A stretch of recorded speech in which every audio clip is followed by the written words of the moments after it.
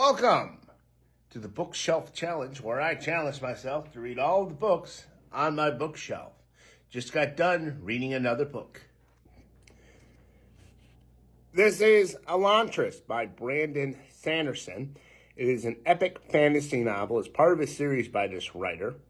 In it, you had this city named Elantris, and at one point, it was the city. It was a magical city where anything was possible, like the Emerald City, right? You had the Elantrans, and they were people with silver skin, and they could do all sorts of magic, heal people, make transformations and whatnot.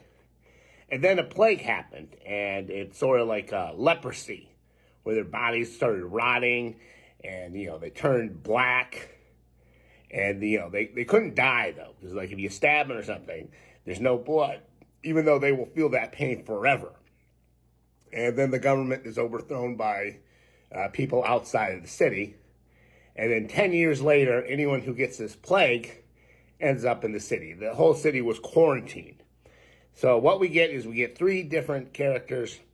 Each chapter is one of them and their perspective. So it was a pretty interesting way to tell the story. You have the prince character. He gets the plague. He gets put into Elantris, the city that's been quarantined. And when he's in there, he tries to organize people, say, hey, why are you all just fighting for food? Why don't we all work together? And at the same time, he's trying to learn about the old ancient magic of Elantris. Then you had the princess who was supposed to marry him. She's from a foreign country. So she comes in and she gets involved in the local politics. It's sort of like the people who overthrow the Elantrans.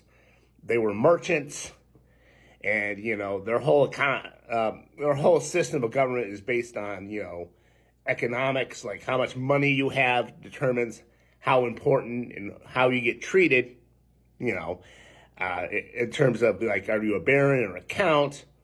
She doesn't like that system. She's trying to overthrow it through political means. And then you have this high priest character who's from a different country. He's coming in, he's trying to convert the whole country to a different religion, and he has this whole scheme. So like I said, the chapters bounce around between these three characters. So structurally, that was interesting. Now, something that this writer is known for is sort of like dramatic twist towards the end of the book. It's like it starts out as a pretty slow read between the three characters.